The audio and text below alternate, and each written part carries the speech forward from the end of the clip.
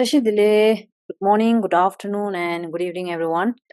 Thank you so much for joining us for today's session. And we have many excellent participants here with us. And as usual, let's begin today's session with setting a proper motivation. So today, for the English-speaking participants, we have Jeffrilla and Lorela is also there. And from the Russian team, Yuliala is the prayer leader and also coordinating the session, and Alexila is the interpreter. And from the Hindi team, Rimbila is the prayer leader, and Kelashla is interpreting the session. Asula. Hello, everyone. Wonderful to be with all of you today. Let's begin our practice by setting a proper motivation, which consists of 3 parts. While being mindful of both aspects, the object being visualized in the manner in which you visualize it. The refuge field. In the space in front of you, visualize Buddha Shakyamuni, His Holiness the 14th Dalai Lama, all the Buddhas and Bodhisattvas, or any other enlightened beings you regard with veneration. They are looking upon you with immense kindness and unconditional love, just as a mother looks upon her only child. The Bodhicitta field. Visualize seated on either side of you, your kind parents, mother on the left, father on the right. Additionally, you are accompanied by all other dear mother sentient beings, leaving none aside, and you are leading them in this practice. The purpose of the practice. To manifest the Buddha nature within you, which is the ultimate source of happiness, by removing the 2 mental obscurations, the afflictive obscurations, consisting of the afflictions of negative emotions, contaminated karmas, and their corresponding active seeds, and cognitive obscurations, the subtle stains, the inactive latencies of the afflictions and contaminated karmas. Let's recite the following verses while mentally invoking their profound meanings and associated experiences. Enthused by great compassion, you taught the immaculate Dharma to dispel all perverted views. To you, the Buddha Gautama, I pay homage. Enthused by great compassion, you taught the immaculate Dharma to dispel all perverted views. To you, the Buddha Gautama, I pay homage. Enthused by great compassion, you taught the immaculate Dharma to dispel all perverted views. To you, the Buddha Gautama, I pay homage. Taking refuge in generating bodhicitta.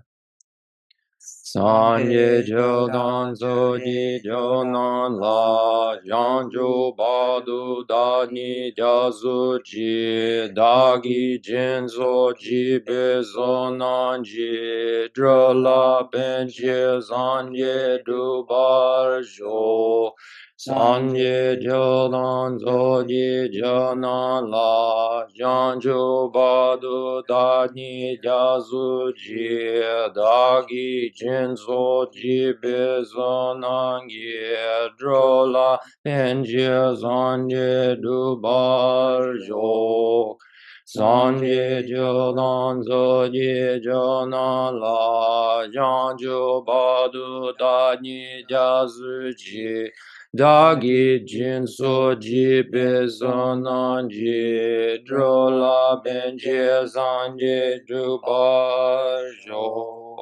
I go for refuge until I am enlightened to the Buddha, the Dharma, and the Sangha by my accumulations of the practice of giving and so forth. May I become a Buddha to benefit all sentient beings.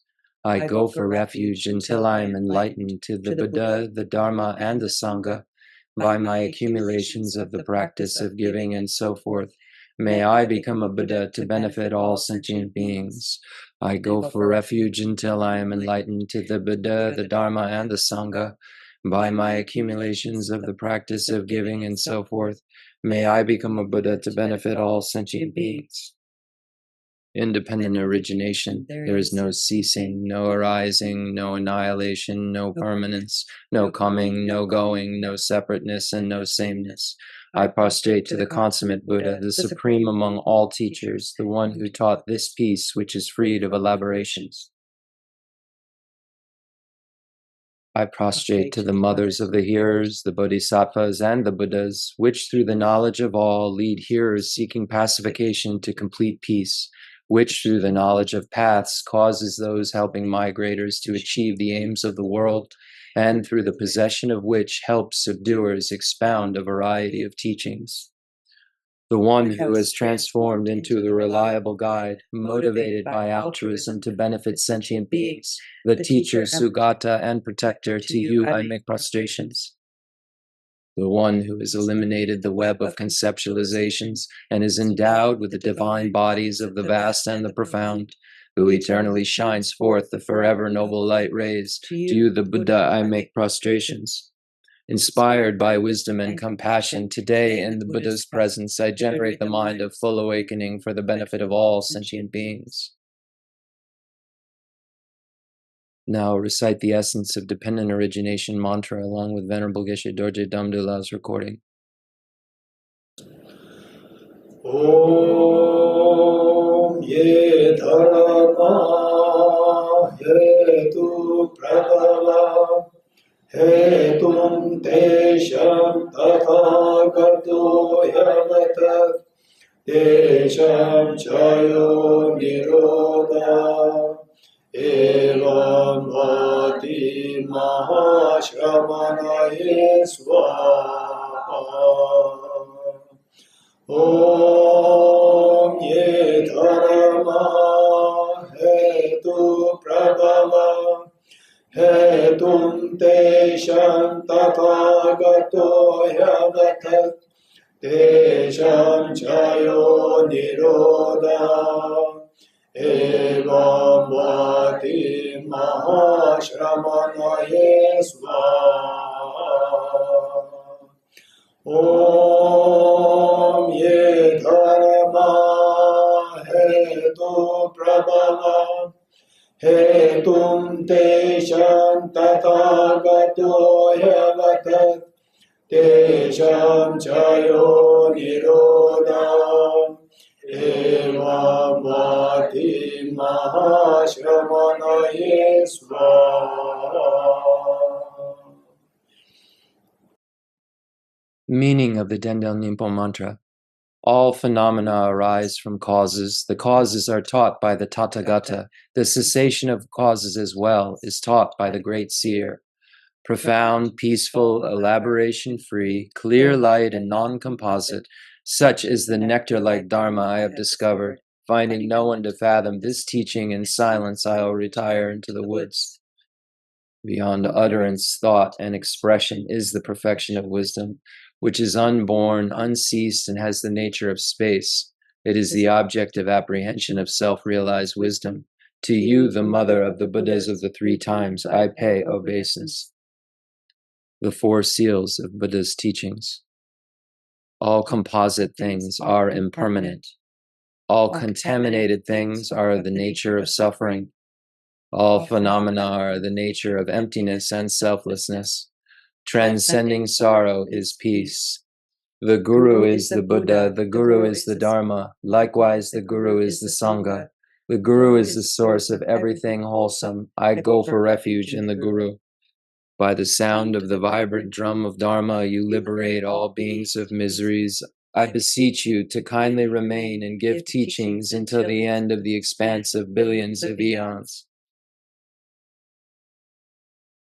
The Buddha does not wash the negativities of beings, nor does he remove their miseries by his hands.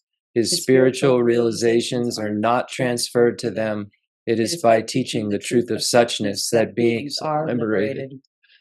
With folded hands, I beseech the Buddhas of all directions to shine the light of Dharma for all bewildered in misery's gloom. Instructions on parting from the four attachments. If you are attached to this life, you are not a spiritual practitioner. If you are attached to samsara, you have no renunciation. If you are attached to your own self-interest, you have no bodhicitta. If there is grasping, you do not have the view. Hello everyone. So I would like to request Jeffrila and our other prayer leaders to kindly recite the Praise to Shakyamuni Buddha, which is on page 14 of the plates of the hard copy. And yes, currently Geshe-la is engaged, and that's why after this, if whenever Geshe-la doesn't come here, then we will recite the Heart Sutra mantra, the perfection of Wisdom Sutra, which is on page 29 of the Blades hard copy. Thank you. Praise to Shakyamuni Buddha, Juncha Sumba, to the founder, the endowed transcendent destroyer, the one gone beyond, the foe destroyer, the completely perfected, fully awakened being, perfect in knowledge and in good conduct, Sugata, knower of the world, supreme guide of human beings to be tamed, teacher of gods and of human beings, to you, the completely and fully awakened one, the endowed transcendent destroyer, the glorious conqueror, the subduer from the Shakya clan, I prostrate, make offerings, and go for refuge. When, O supreme amongst humans, you were born on this earth, you paced out 7 strides, then said, I am supreme in this world. To you who were wise then, I prostrate. With pure bodies, form supremely pure, wisdom ocean like a golden mountain, fame that blazes in the 3 worlds, winner of the best, Lord, to you I prostrate. With the supreme signs, face like a spotless moon, color like gold, to you I prostrate. Dust free like you, the 3 worlds are not, incomparable wise one, to you I prostrate. The Savior having great compassion, the founder having all understanding, the field of merit with qualities like a vast ocean, to you the Tathagata I prostrate. The purity that frees one from attachment, the virtue that frees one from the lower realms, the one path, the sublime pure reality, to the Dharma that pacifies I prostrate. Those who are liberated and also show the path to liberation, the holy field qualified with realizations who are devoted to the moral precepts, to you, the Sangha, I prostrate. Do not commit any non-virtuous actions. Perform only perfect virtuous actions. Subdue your mind thoroughly. This is the teaching of the Buddha. A star, a visual aberration, a flame of a lamp, an illusion, a drop of dew, or a bubble, a dream, a flash of lightning, a cloud. See conditioned things as such. Through these merits may sentient beings attain the rank of all-seeing, subdue the foe of faults, and be delivered from samsara's ocean, perturbed by the waves of aging, sickness, and death. The Heart Sutra, the Perfection of Wisdom Sutra, Arya Bhagavati Prajaparamita Shandeya Sutra. I prostrate to the Arya Triple Gem. Thus did I hear at one time the Buddha was dwelling on a mass of Vulture Peak Mountain in Rajagriha, together with a great community of monks and a great community of bodhisattvas. At that time, the Blessed One was absorbed in the concentration on the categories of phenomena called profound illumination.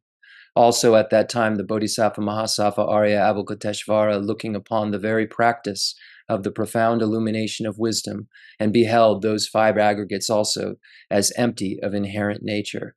Then, through the power of the Buddha, the Venerable Shariputra said to the Bodhisattva Mahasattva Arya Avalokiteshvara, how should any son, any child of the lineage who wishes to practice the activity of the profound perfection of wisdom train? He asked that, and the Bodhisattva Mahasattva Arya Avalokiteshvara said this to the Venerable Sharyadatvati Putra. Shariputra, any son of the lineage or daughter of the lineage who wishes to practice the activity of the profound perfection of wisdom should look upon it like this, correctly and repeatedly beholding those 5 aggregates also as empty of inherent nature. Form is empty. Emptiness is form. Emptiness is not other than form. Form is not other than emptiness. In the same way, feeling, discrimination, compositional factors, and consciousness are empty. Shariputra, likewise, all phenomena are empty, without characteristic, unproduced, unceased, stainless, not without stain, not deficient, not fulfilled. Shariputra, therefore, in emptiness, there is no form, no feeling, no discrimination, no compositional factors, no consciousness, no eye, no ear, no nose, no tongue, no body, no mind, no visual form, no sound, no smell, no taste, no object of touch, and no phenomena. There is no I element, and so on, up to and including no mind element and no mental consciousness element. There is no ignorance, no extinction of ignorance, and so on, up to and including no aging and death and no extinction of aging and death. Similarly, there is no suffering, no origination, no cessation, and path. There is no exalted wisdom, no attainment, and also no non-attainment. Shariputra, therefore, because there is no attainment, bodhisattvas rely on and dwell in the perfection of wisdom, the mind without obscuration and thus without fear. Having completely passed beyond error, they reach the end point of nirvana. All the Buddhas who dwell in the three times also manifestly, completely awaken to unsurpassable, perfect, complete enlightenment in reliance on the perfection of wisdom. Therefore, the mantra of the perfection of wisdom, the mantra of great knowledge, the unsurpassed mantra, the mantra equal to the unequaled, the mantra that thoroughly pacifies all suffering should be known as truth, since it is not false. The mantra of the perfection of wisdom is declared, Teata Om Gate Gate Paragate Parasangate Bodhi Swaha, Shariputra. Thus, the Bodhisattva Mahasattva should train in the profound perfection of wisdom like that. Then the Buddha arose from that concentration and commended the Bodhisattva Mahasattva Arya Avalokiteshvara, saying, well said, son of the lineage, it is like that. It is like that. One should practice the profound perfection of wisdom, just as you have indicated, even the Tathagatas will rejoice. The Buddha, having spoken thus, the Venerable Sharadvati Putra, the Bodhisattva Mahasattva Arya Avalokiteshvara, those surrounding in their entirety, along with the world of gods, humans, asuras, and Gandharvas, were overjoyed and highly praised that spoken by the Buddha. This completes the Arya Bhagavati Prajamparamita Hridaya Sutra.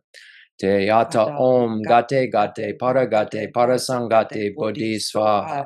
Te yata om gate gate paragate parasangate bodhi soha. Te yata om gate gate paragate parasangate bodhi soha. Te yata om gate gate paragate parasangate bodhi soha. Te yata om gate gate paragate parasangate bodhi soha. Te yata om gate gate paragate parasangate bodhi soha. Te yata om gate gate paragate parasangate bodhisoha. By the teachings of the supreme jewels possessing the power of truth, may inner and outer hindrances be transformed. May they be dispelled. May they be non-existent. May they be pacified. May all negative forces opposed to the Dharma be completely pacified. May the host of 80,000 obstacles be pacified. May we be separated from problems and conditions harmful to the Dharma. May all enjoyments be in accord with the Dharma. May auspiciousness and perfect happiness pervade this place now. Okay, thank you, Dens Shigela, and thank you, Dens Namdra Tosi, and thank you, Srintunla, Dens Rabianla, and Dens Yigala, and all the prayer leaders, the translators, and the coordinators, and all the participants, both offline and online. Also, as indicated by all the prayer leaders, let us reinforce the visualization of all. You have to compare all the Buddhas Bodhisattvas as refuge field, Buddhas Bodhisattvas as so loving, caring, and embracing.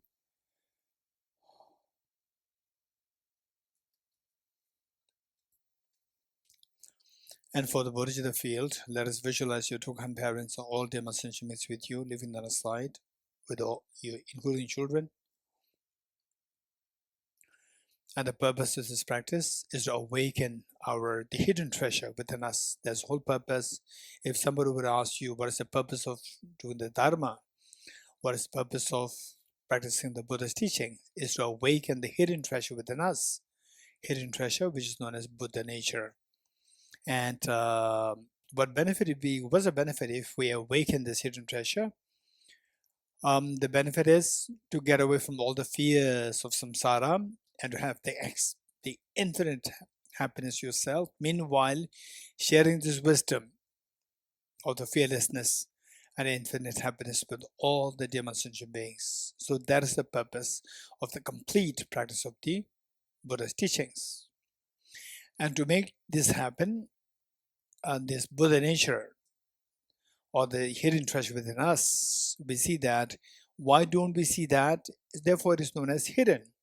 And why it is hidden? What obscures? What makes it hidden? What obscures this is the mental defilements. So, like the gold mixed with the mud, no matter how much the gold has the capacity, potential to glow, but as long as it's mixed with the mud blocks the gold from glowing. So in our case, where each one of us, we have the hidden treasure, refers to Buddha nature, or the Tathagata Garbha, gets is hidden or is obscured by the mental defilements in the form of afflictive obscurations and cognitive obscurations. And to get rid of these defilements, just as to get rid of the mud, so the gold will manifest its true glow, we need to remove the mud of the mental defilements, so the hidden treasure will become manifest. And how to remove that? We need to apply the remedies. What remedies apply depends on the nature of the mental defilements. So for that, and knowing that all the defilements, be it afflictive or cognitive, somehow they're all related to the self-grasping ignorance. Some of them in the form of offshoots of this self-grasping ignorance, some of them in the form of subtle stains of the self-grasping ignorance, referred to as cognitive obscurations. So, and the remedy lies in the wisdom, because the ignorance is to be ignorance, and the afflictions or the defilements to be removed are related to ignorance. The remedy lies in the wisdom, which is directly in opposition with the power of the ignorance. And the wisdom what is the wisdom? Wisdom is a discerning mind whose apprehension of object tallies with the reality. And what's the reality? So today our class is on what constitutes the reality, in order to understand what should be the remedy. Once you know what the remedy is like, then you will know how to eradicate the mental defilements. Once you remove the mental defilements, then the hidden treasure within us will glow. So what is that like? In the form of fearlessness, that you will be totally free of all forms of fears, and that your mind expands to the ease of your mind expands to infinity. And with this confidence of fearlessness and infinite happiness, your wisdom, you share this wisdom with all the dear sentient beings, to make sure that they also experience the same thing. They also experience fearlessness. They also experience infinite happiness. Okay, so that's the main purpose. And this wisdom must be complemented by incredibly great compassion, known as universal compassion. And the one which is the greatest, highest level of this compassion is known as Bodhicitta. So let us take a few seconds to invoke the spirit of the Bodhicitta. May I become Buddha for the benefit of all sentient beings.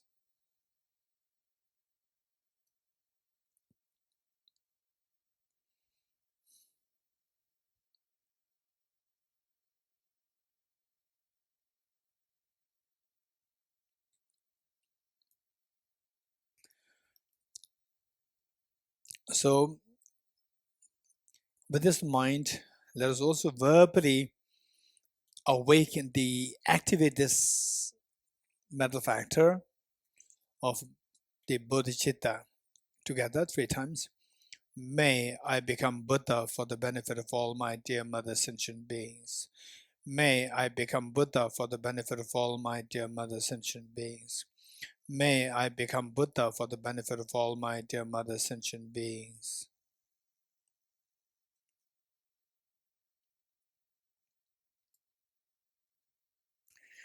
With this in mind, imagine that you are leading this practice and all beings are joining us in taking the aspiration Bodhisattva vow.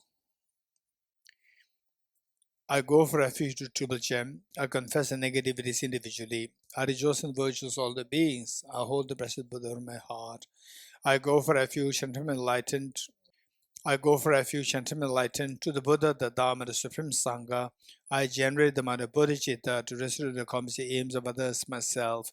Having generated the mind of Supreme Enlightenment, and for all sentient beings to be my guests, and shall engage in the delightful and excellent practices of full enlightenment, may I become Buddha to benefit all sentient beings.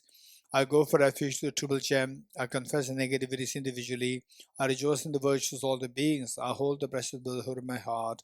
I go for refuge and am enlightened to the Buddha, the Dharma, the Supreme Sangha. I generate the mind of Bodhicitta to restore the accomplish aims of others, myself. Having generated the mind of Supreme Enlightenment, and for all sentient beings to be my guests, and shall engage in a delightful and excellent practices of full enlightenment, may I become Buddha to benefit all sentient beings. I go for refuge to Triple Gem. I confess the negativities individually. I rejoice in the virtues of all the beings. I hold the precious Buddha in my heart. I go for refuge and am enlightened to the Buddha, the Dharma, the Supreme Sangha. I generate the mind of Bodhicitta to restore the common aims of others, myself. Having generated the mind of supreme enlightenment, I invite all sentient beings to be my guests and shall engage in the delightful and excellent practices of full enlightenment. May I become Buddha to benefit all sentient beings. Gurus, Buddhas, and Bodhisattvas, please behave to me. Just as the previous Buddhas have generated the mind of Bodhicitta, and just as they successfully dwell in the Bodhisattva practices, likewise for the benefit of all sentient beings, I will generate the mind of Bodhicitta, and likewise shall I too successfully train in Bodhisattva practices. Gurus, Buddhas, and Bodhisattvas, please behave to me. Just as the previous Buddhas have generated the mind of Bodhicitta, and just as they successfully dwell in the Bodhisattva practices, likewise for the benefit of all sentient beings, I will generate the mind of Bodhicitta, and Lavashila, two successful trained Bodhisattva practices. Gurus, Buddhas, and Bodhisattvas, please be here to me. Just as the previous Buddhas have generated the mind of Bodhicitta, and just as they successfully dwell in the Bodhisattva practices, likewise for the benefit of all sentient beings, I will generate the mind of Bodhicitta, and Lavashila, two successful trained Bodhisattva practices. Okay, for all of us, one thing that I'd like to quickly remember, to remind, is that given that this is the second last class for the Nalanda Introductory course, and tomorrow, Indian Standard Time, we have Zamlin Chisang, the very auspicious day, and we are organizing a Bodhicitta Day tomorrow. Although day after tomorrow, we're celebrating because the whole year long, wherever in the world is to be observed as the year of compassion, to commemorate His Holiness's birth anniversary, year-long commemoration of His Holiness's birth anniversary, starting from July 6th through to July 5th, 2026. So year-long, we're going to observe the year as the year of compassion. And as a part of that program, day after tomorrow, we're going to have the big program in Delhi. The Tibet House will be organizing this program. And in fact, good thing is that we're inviting many students, over 300 to 400 students, young students from the schools, for them to learn about His Holiness the Dalai Lama's, the mindset, his compassion, and his universal, and the universal compassion, sense of responsibility, universal sense of responsibility. So alongside, we have many more guests invited. Total, we expecting like 700 the seats. And so although all the staff, they will be very busy preparing for that, which means that tomorrow evening, Indian Standard Time, the rest of the Tibet staff will be busy there, but because that this corresponds to a very important day tomorrow, and one of the best ways by which to commemorate His Holiness's the birth anniversary and to repay as a gift for His Holiness made it very clear that if you really want to present me with some gifts on my birthday, the best is practice compassion. This is what His Holiness indicated.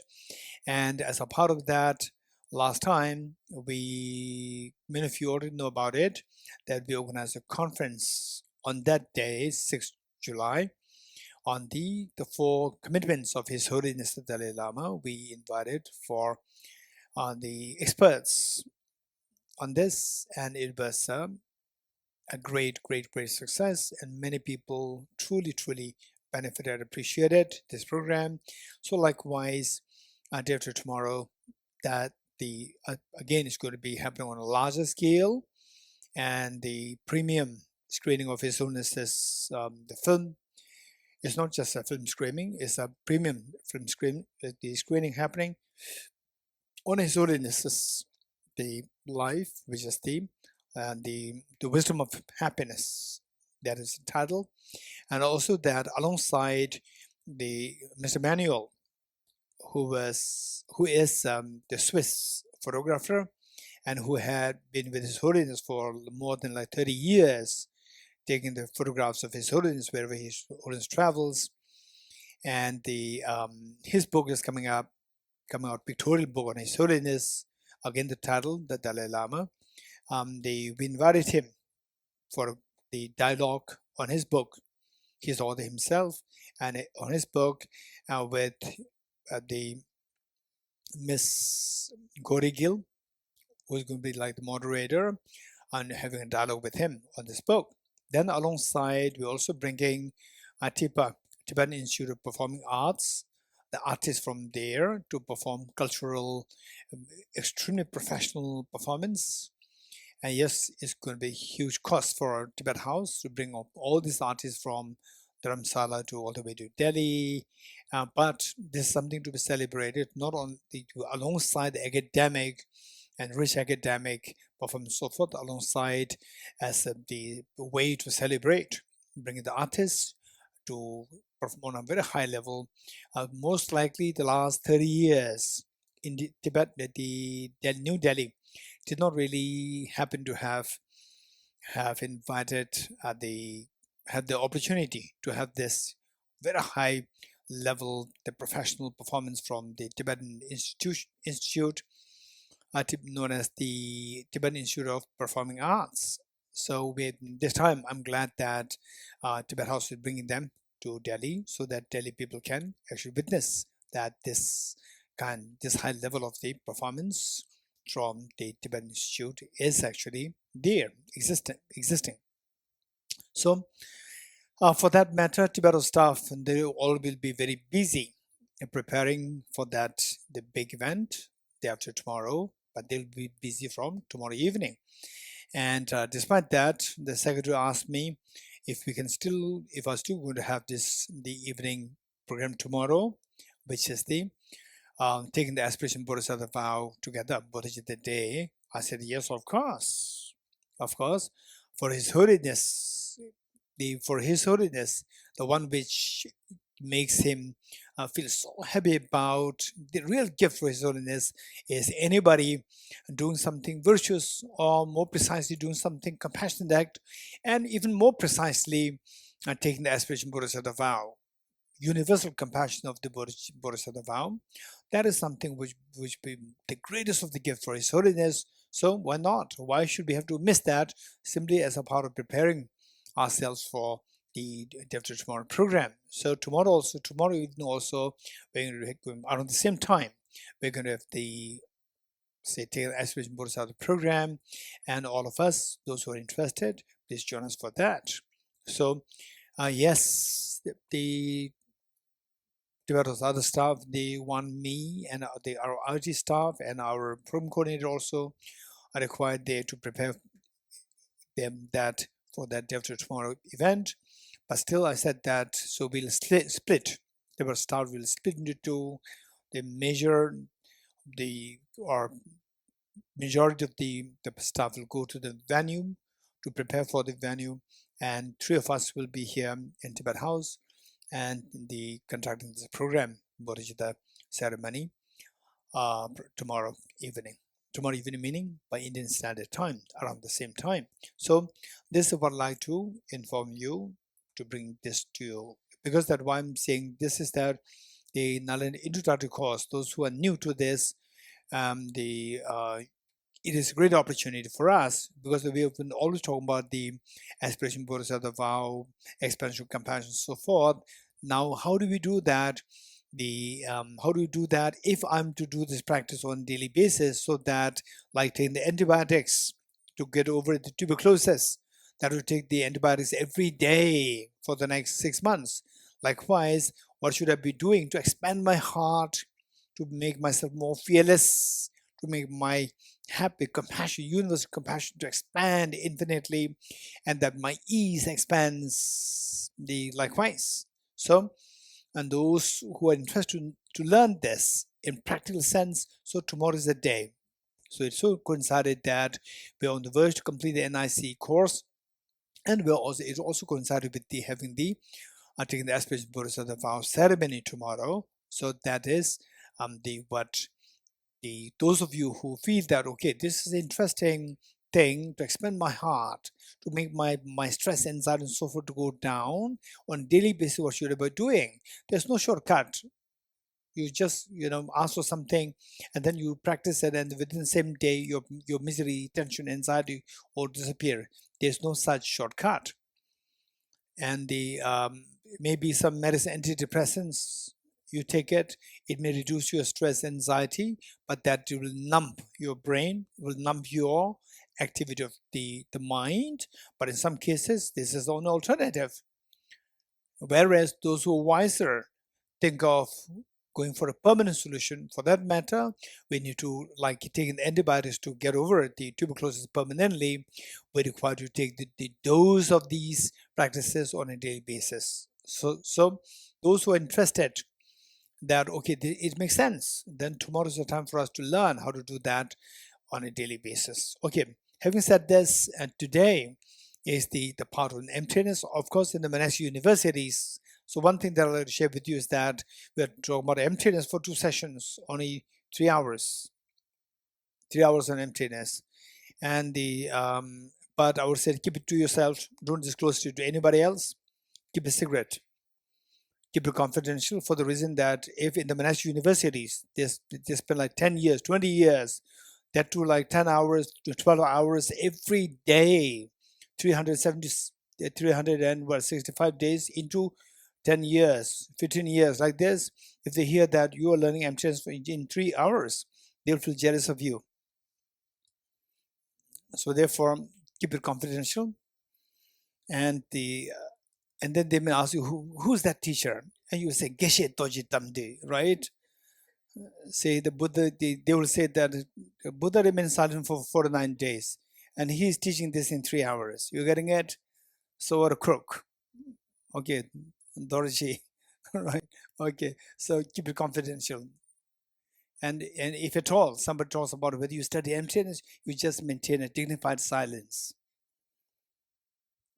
Dignified silence. You don't say yes, don't say no. Dignified silence, so that people cannot judge you. Okay. Having said this, so the why emptiness, self emptiness, is so important. Let me first of all share with you, say a verse by Bodhisattva Aryadeva. Bodhisattva Aryadeva, who was the direct disciple of Nagarjuna. That was like 2,000 years ago, 1st century AD, 2,000 years ago. And in his text by the title 400 verses, the practices of the Bodhisattva, the text 400 verses, practice of the Bodhisattva. What he said there is that those with less merit will not even have a doubt in this teaching on emptiness. Should a doubt arise in someone, it'll shatter your miseries into pieces. Let me repeat it. Those with less merit will not even have a doubt in this teaching on emptiness. Should a doubt arise in someone, it'll shatter your miseries, or it'll shatter your samsara into pieces. Meaning that this understanding of emptiness, this doubt meaning, okay, what is emptiness like? What is emptiness? I'm curious to learn. So this inquisitiveness on emptiness, this will help you to shatter your miseries, shatter your pieces, your pains into non-existence. In other words, it will just remove your pains altogether. This is the ultimate solution, which is so precious. So let me begin by sharing with you, saying that in our life, we see that the saying, without love and affection, without affection towards somebody, without somebody else's concern, affection towards you, we cannot survive. That's for sure. We cannot survive. They're small children. They survive because of love and affection of their parents. And this is so important. And those of us who did not get this opportunity to get this maximum love and affection from your parents during your childhood, I truly sympathize. In fact, to a great extent, I also fall under this category to some extent. I would say that I lost my mother when I was just 5 years old, and that was a big loss. Although my dad, he has been extremely kind, and I'm very fortunate to have an amazing sister and my brother with whom I was fighting a lot, and my sister, although just like 6 years older than me, but she was like the mother, taking care of both of us, the two fighting brothers. And one day, my niece, my brother's daughter, she was very young, and one day she asked me one question. Okay, a little digression. She asked me, "Uncle, when you were little, do you fight with my dad?" She said. I said, "Of course. Why not? Of course, why not?" And she said, "No, I can't believe this. I can't believe that you are fighting with we are fighting with my dad." Okay, this is what she said. It's very cute. Okay. So it's just a little bit digression. What I'm saying is that those of us who did not get the opportunity to meet, to get this maximum love from your parents, okay, that's one story. But even for you, there is ample of rationalities, reasons, and so forth to feel this affection. Everybody has this Buddha nature, hidden treasure. Everybody has it. It's not that only those people who are fortunate to have their parents and they giving so much love and affection, they have the state of perfection, or the Buddha nature, or the hidden treasure. Others don't have. No, that's not true. Everybody has this. The moment, say, you look for some ways and means to trigger this hidden treasure, the feel of the ease and joy that you feel is extremely beautiful. It's amazingly beautiful. This is the best word that I can give. Better than the word appealing. Is so beautiful. That feeling that you feel is so beautiful, and everybody has this capacity. Even if you are somebody who is deprived, of your parents' love when you need it the most, when you were a little boy, little girl, and you also have this. And then, by some means, by the way, the questions, the remaining questions which they came on my table from the NIC students, I think that there is one question related to that, so we can give the answer there at that point. So, having said this, they let's say that how many of you have the experience of pure, this is the word key, the key word that I'm using, pure affection from somebody, very pure, not adulterated, not with the selfish motive, right? Not like a business transaction. You're getting it? Business transaction, you know what I'm saying, right? It comes in the facade of affection, but it's not really affection. There's a business transaction there. I get this benefit, so I give you this, and you may get the impression that there's a genuine affection. It may not be genuine. Okay, so you know what I'm saying. So just raise your hands, those who really they experience a genuine affection from your dad, from your mom, from your brother, from your sister.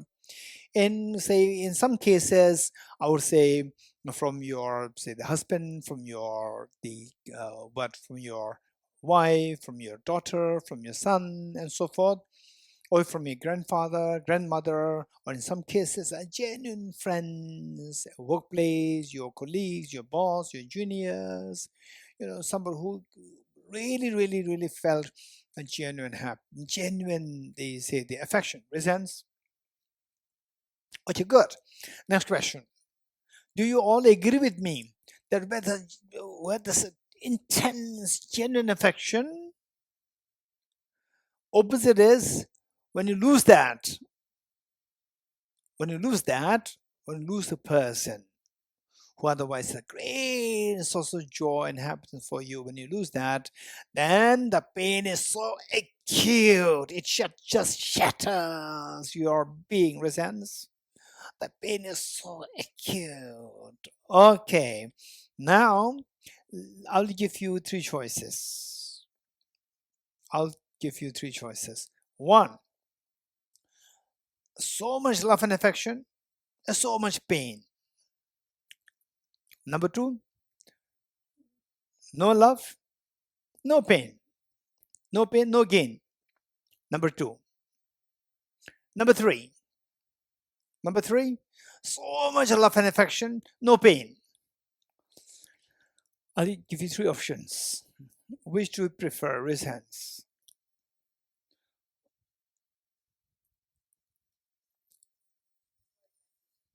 Okay, our Bhumika Gigi is saying third. Over there. Third. Okay. Offline participants, third, raise hands.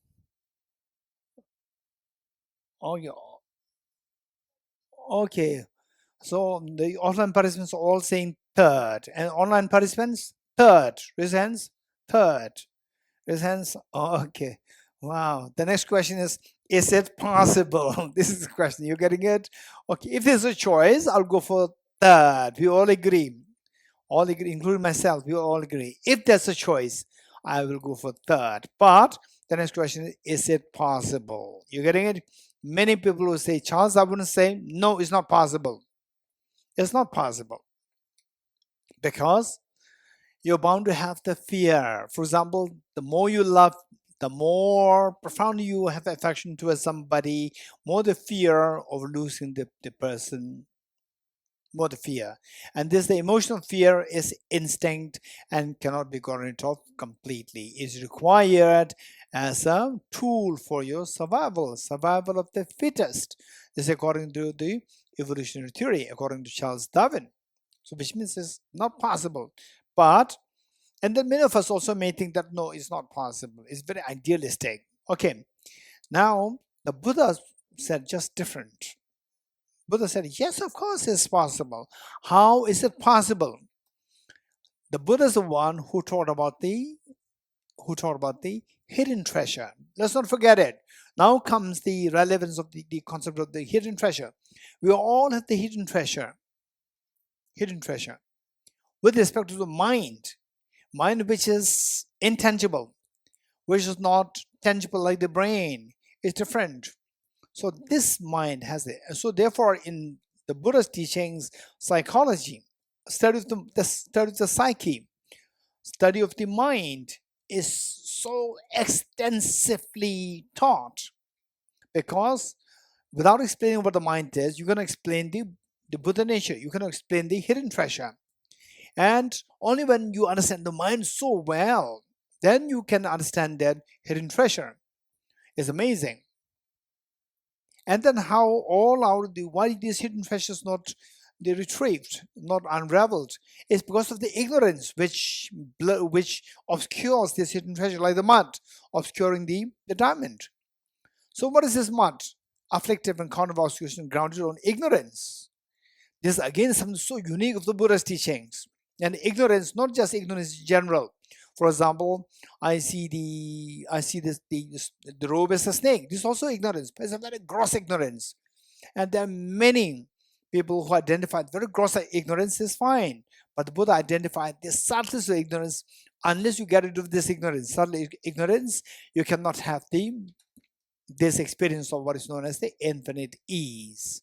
So, because of this, the Buddha is very confident to say that, yes, the third option is possible, where you have the maximum happiness, maximum ease, maximum affection, with zero pain, where pain is zero. This is possible.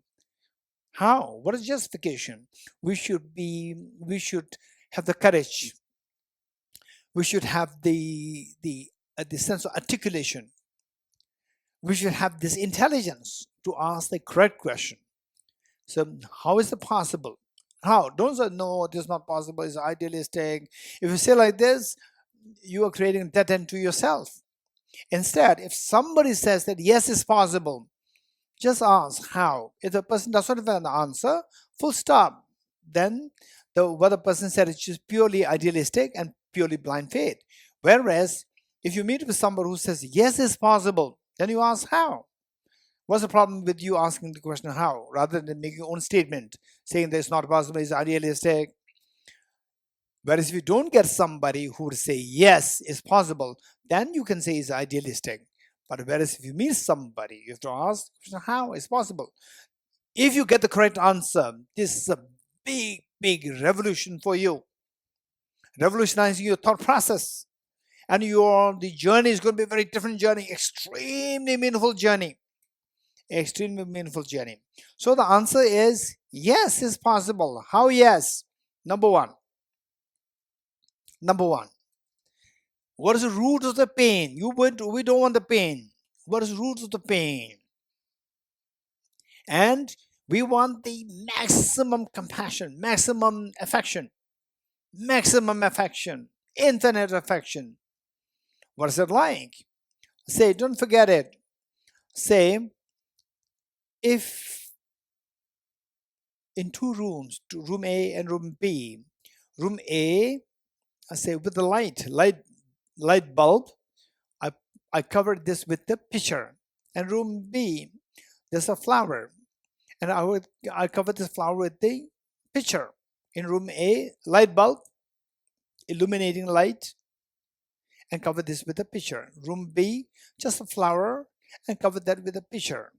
And then 12 midnight, you go to room A, is dark, room B, dark. But you uncover, you remove the picture in room A, what happens? The light inside will illuminate at every corner of the room. Whereas room B, you remove the picture, nothing is illuminated. Why not? What's the difference? Why this difference there, anybody? Okay, so offline we see that this girl is the youngest. I'll ask this young girl. Dedenla. Okay, here in the Tenzi Dedenla. Kishla, because the light has the... Okay, online participant, do you hear? Hello? Okay, good. Can you hear? Say something. Kishla, because the light has the property and the nature to Illuminate. illuminate the room, whereas the flower does not have the Okay, how many agree with Tenzi Dedenla's hands? What she said is that for the online person, if you do not hear, what she said is that the light which is under the picture, when you remove the picture, the light illuminates, the light from the light rays from the light illuminates everywhere in the room, because this light has that capacity, has a natural capacity to expand to infinity, spread everywhere. Whereas in room B, the flower, remove the picture, the flower does not have the capacity to illuminate. So that's the difference. If that's the case, then our mind, the true nature of mind is that our mind is for the time being restricted by, like the picture, a mind is restricted by the picture of the mental defilements. Once the mental defilements are removed, the mind will flow in every atom of the universe spontaneously. So this is known as the infinite ease and infinite compassion. Because, say, you may think, how these two are connected? Say your mind expands infinitely, it's fine. If this is the nature like the mind, it's fine. But why do you explain that as compassion? Okay, so let's say that this is a very important point. Say if you have somebody in your workplace with whom you don't go along well, the moment you see the person, what happens? A barrier is created in your mind. You feel some barrier where you cannot go beyond this point. Do you feel it? Raise hands if yes. Right, workplace or anywhere, wherever you feel uncomfortable with somebody, then you will not feel freely to move. There's some barrier somehow mentally you create a barrier there. You can go beyond this point. You feel some kind of the barrier there. So this barrier, why? What is this barrier? Barrier is the barrier of rejection. You don't accept the person, you reject it. When the mind flows freely means there's no barrier of the disliking, no barrier of the anger, no barrier. It's just embrace, infinite embrace. This is known as infinite compassion. Later on, as you study more deeply after NIC, and if you're interested, you can join NCC. After that, then NDC. I would highly recommend all of us doing. After this, NCC is one thing, and so you will get something very complete picture, and then NDC will be more system. I would say more precise, more detailed. So there, then you learn about this, the correlation. That's very important. So in a way, what I'm saying is that our true nature of the mind, if the barrier is removed, the mind simply moves exponentially. For example, like just see that if there's say you have some kind of judgmental thought, somebody tells you about a person, oh, this person is not good, person is very selfish and is very judgmental of you. The moment you see a person, instantly you create a barrier. How many agree with me? Raise hands. And some of us made, okay, I'm not too sure what he said is true or not, but generally we will instantly create a barrier. Now, meeting with a person, you are amazed. Person A is actually better than your friend, more compassionate, more embracing. You will say, oh, what I heard is wrong. Instantly, the barrier dissolves. What happens? You feel so comfortable with the person. You're getting it? That ease comes. That mind flows towards the person. This is not a feeling of closeness. Feeling of closeness. So, this is our nature. The moment the barrier is removed, mind flows. The moment the barrier is removed, you see the person in reality. The person is so kind, compassionate, and everybody respects a person. Everybody feels so comfortable. And you say, wow, that's amazing. I've got a very different information. And it's so instantly the barrier is removed. The moment the barrier removes, what happens? Your mind flows to the person. How many agree with me? Raise hands. This is known as feeling of closeness. You're getting it? Barrier removes, the nature of mind is to flow. The moment why is not flowing? Because of the barrier. Remove the barrier, the mind will flow. Okay. So this is where your true nature of your mind, the manifest, then the barrier is removed and the mind flows freely. That is known as infinite affection or infinite feeling of closeness. Now, infinite affection, but no pain. How no pain? Pain is all grounded on ignorance. Let me repeat it. Pain is grounded on ignorance. Pain is a resultant state. Season of karma's afflictions is nirvana. Opposite of nirvana is samsara. Samsara manifested by suffering. Pain is a resultant state. This pain is because of the contaminated karmas. Karmas because of afflictions. And afflictions because of inappropriate attention. Inappropriate because of self-grasping ignorance. So this pain is grounded. The ground of the pain is the foundation of the pain is ignorance. When you remove the ignorance, whatever stacked on the ignorance all collapses, including the pain. Pain disappears. This is the wisdom taught by the Buddha. Charles Darwin could not teach this. This is wisdom taught by the Buddha. It's amazing, amazing. And it's not just theory. You practice it and you feel that. You practice it, you feel that. And for this, I'm very confident you don't even have to be Buddhist. Just practice it. For example, somebody tells you that, okay, somebody, a Christian tells you that, okay, if you're hungry, eat food. Oh, I'm not Christian. This is according to Christianity, that if you're hungry, then eat food. No, it's not. It's nothing to do with Christianity. Although the person is the Christian and teaches you, eat it and see if it benefits. If it doesn't benefit, you say that what you said is wrong. Eating food, it does not remove the hunger. You eat it, and the food your hunger disappears. This is reality. It's nothing to do with ism. So likewise, you practice it and you will feel it. It's not necessary that you should be a Buddhist. So this is finally your well-being is important. It's not about the ism. Ism should be for your well-being. Your well-being is very important. Let's not forget it. Your well-being is the number one, and isms are for your well-being. Don't forget it. So now the question is, wow, this is amazing. So if I'm able to break all the barriers, dissolve the barriers, then my nature, the flower doesn't illuminate in the dark, but the light illuminates in the dark. Likewise, my mind expands. This known as feeling close to everyone, and infinite closeness. That's amazing. At the same time, the pain, no pain, because pain is grounded on ignorance, and when the ignorance is gone, the pain shatters. It crumbles down. It becomes zero. Wow, that's amazing. For example, say if you're a little uneasy, say stress, anxiety, stress, nervous, and so forth, you think about emptiness, opposite of ignorance. Think about the wisdom of emptiness. And you get a feel of this, just a glimpse of this, and instantly this uneasiness dissolves. You're going to feel it. Your pain dissolves. Uneasiness is a pain.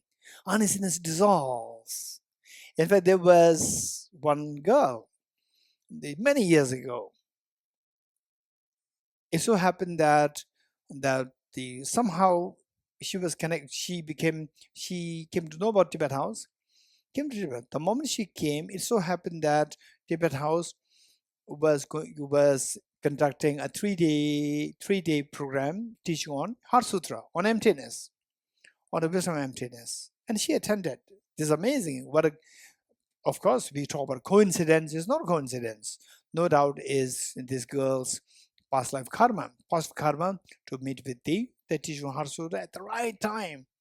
After 3 days of receiving teaching on Heart Sutra, she has a job interview, a very serious job interview, government job interview.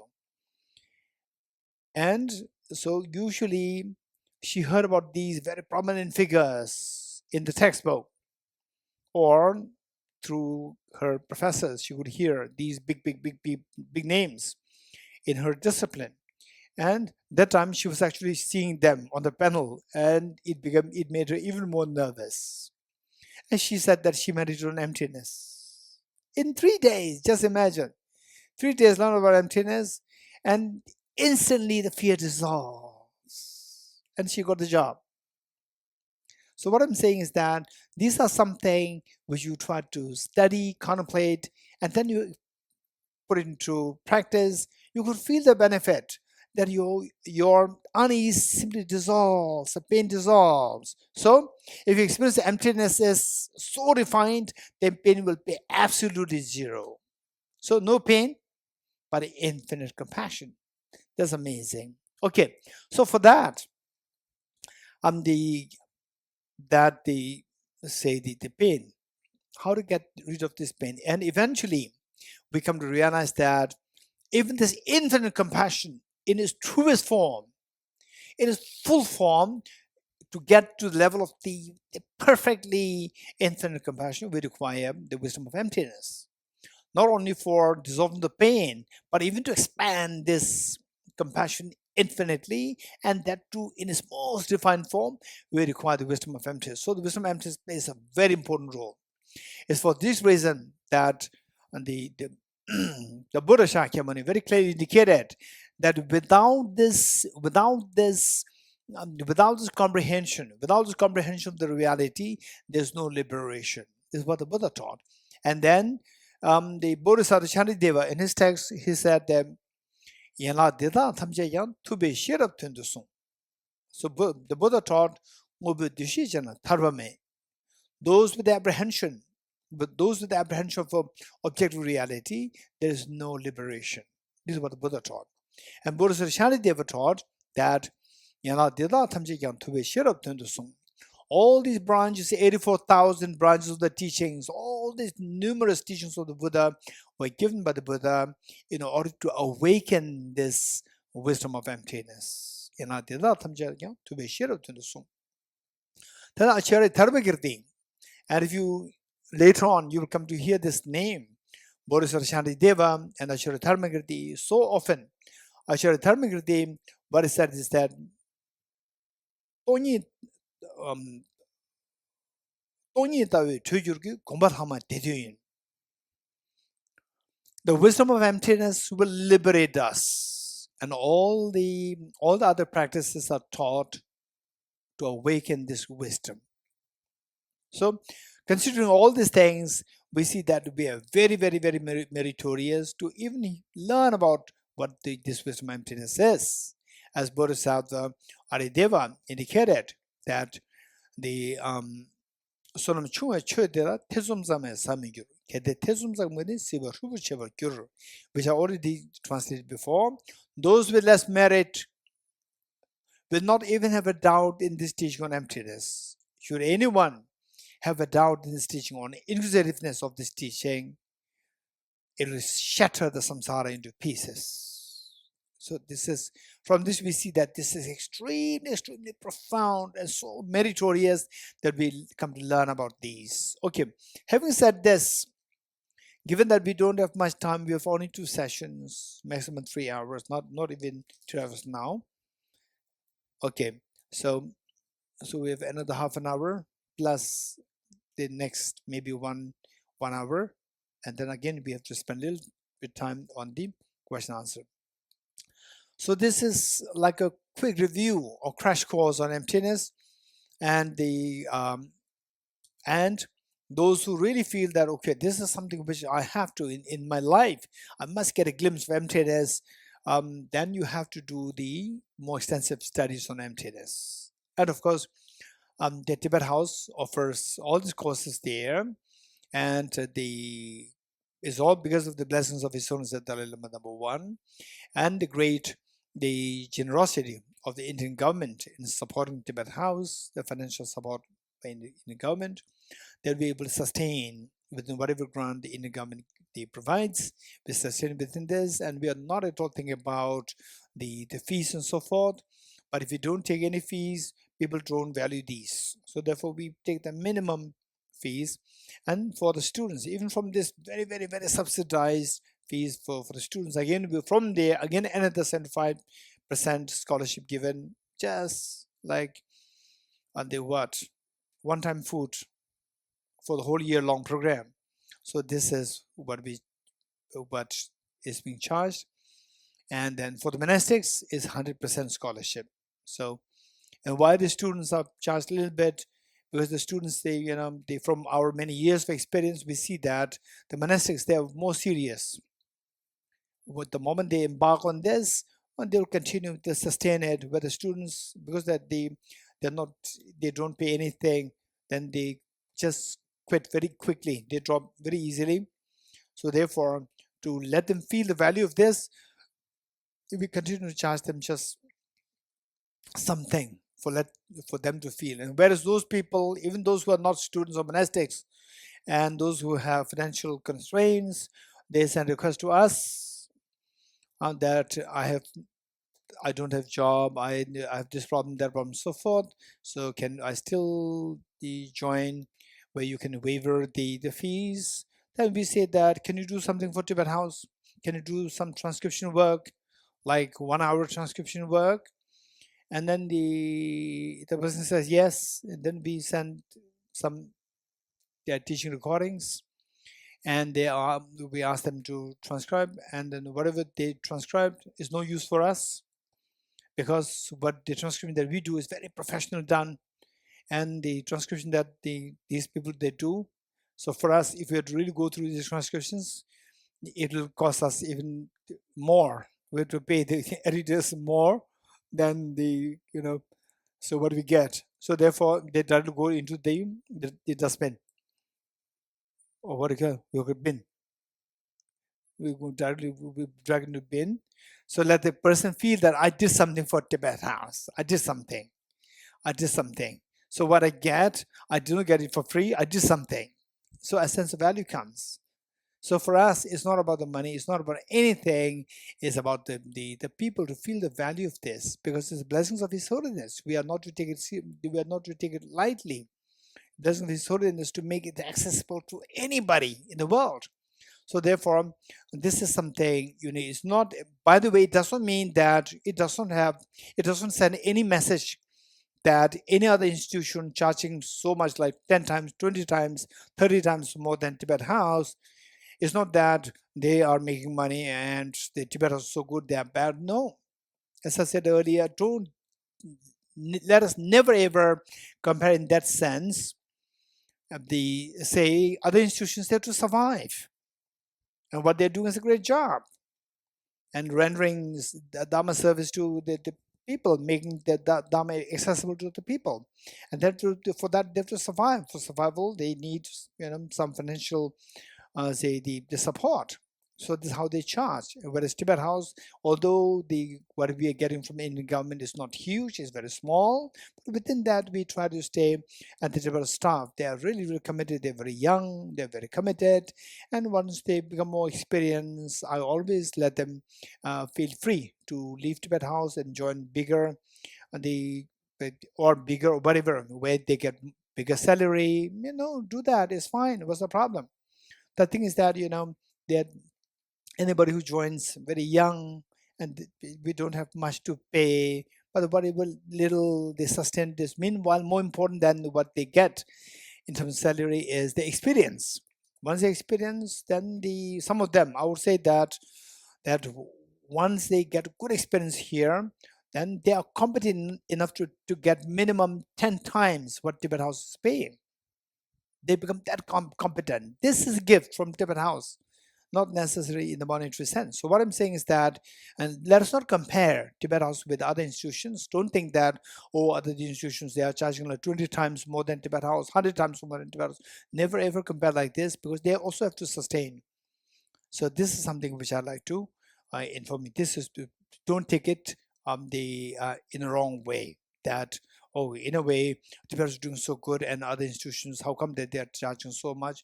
Don't think like this. And the fact that here at Tibet House, somehow all the people, how they're working, is all because of the blessings of His Holiness. For all of them, they keep His Holiness in their mind, that His Holiness is our role model, is our say compassionate figure, the global figure for us. And then He is the ultimate mentor, ultimate, the source of inspiration. And by being here, we are doing some service to His Holiness, because His Holiness, it does not benefit Him.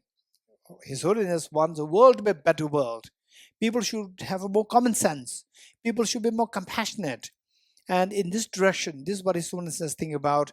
And Tibet House is doing that service. And then if we become a part of this is a service to His Holiness in ways of being service to all sentient beings. So with this in mind, we cannot really compare what Tibet is doing and then on that basis demean other institutions. That is not correct. So this is the warning that I'd like to give you. Okay, so having said this, now going back to the main point about emptiness, this is so precious.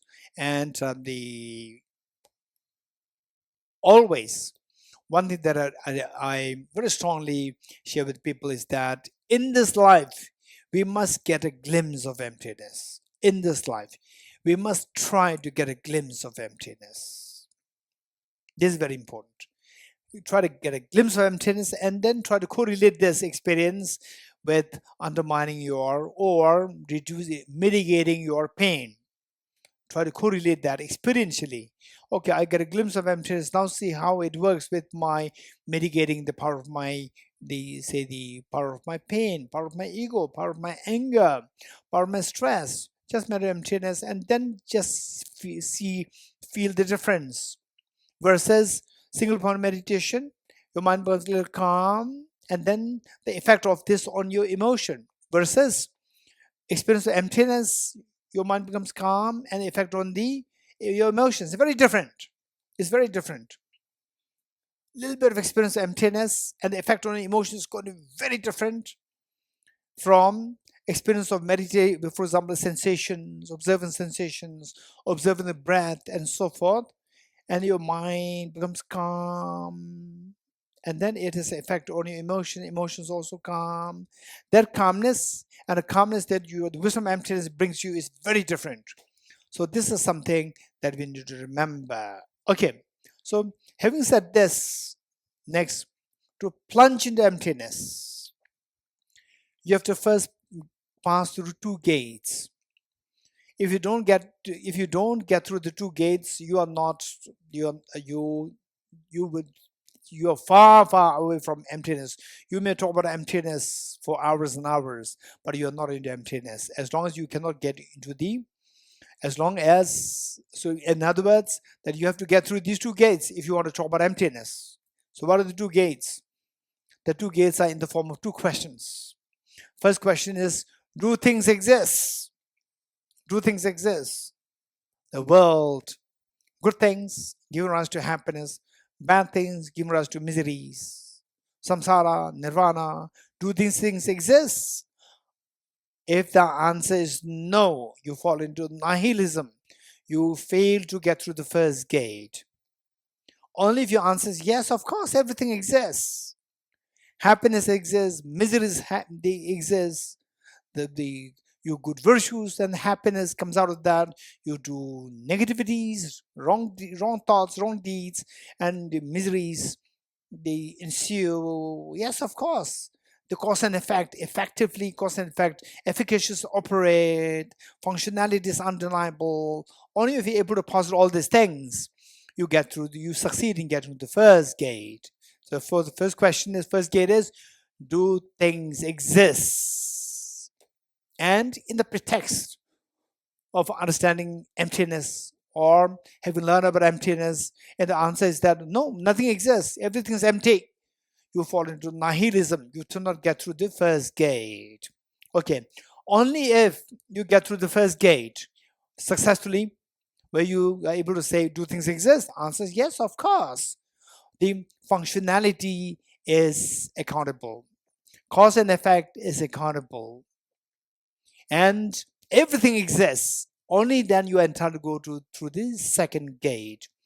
What's the second gate? Again, the second question. Do things exist objectively? This is a question. Do things exist objectively? If your answer is yes, again you fail to get through this second gate, which means that you fall into absolutism. You fall into the extreme of absolutism. So to protect and only if you're able to say, do things exist? You say yes, you get through the first gate. Second, do things exist objectively? The answer should be no. Then you are entitled to talk about emptiness. Till that point, you are not the legitimate person to talk about emptiness. Okay, so once you get through these 2 gates, the next is that in a way, when you say things do exist, you are protected from falling into the extreme of nihilism. Second question, do things exist objectively? You say no. It protects you from falling into the extreme of absolutism. So from this, you understand what is known as avoiding the 2 extremes is the middle way. So to understand this, we need to understand what is known as, 3 things. First, emptiness equals dependent origination. Number 2, dependent origination equals the middle way. Let me say this once more. Emptiness equals dependent origination. Number 2, dependent origination equals the middle way. So what I've provided you, information that I've provided you with is A equals B and B equals C. So now third is your job. Your job is to tell me,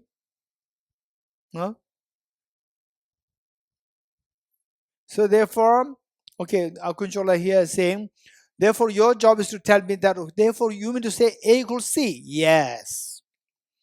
A equals B, B equals C, which means A equals C. Likewise, emptiness equals dependent origination, and dependent origination equals middle way. Therefore, emptiness means the middle way, not nihilism. Emptiness equals middle way. Emptiness is not nihilism. Okay. Now the next question is, how do I know that I made two premises? I presented with two premises. Emptiness equals dependent origination. Number two, dependent origination equals the middle way. So you can ask me the question, how do I know that emptiness equals dependent origination? Only if I'm convinced of your two premises, that emptiness equals the dependent origination, second, dependent origination equals the middle way, then I'll be convinced that emptiness equals the middle way. But how can I be convinced of the premise A, premise 1, and premise B? The first premise, how do you know that emptiness equals dependent origination? How do you know that? How can you convince us of that? For that, we need to understand 5 points. Number 1, emptiness. And many of us may feel that, okay, when I enumerate what these 5 are, many of us may feel, oh, this is easy. Yes, it's easy. But I'm making this easy for you, because we're studying this only for 2.5 hours, which others spend, like Buddha remains silent for 49 days. In the Monash universities, they study for 10, 20, 30 years. And we are starting with 10. So I'm trying to make it easy. It's easy. But those people who take it very seriously, make notes, their knowledge will really grow. Those people, oh, it's very easy. Today you'll remember. Tomorrow it'll become little vague.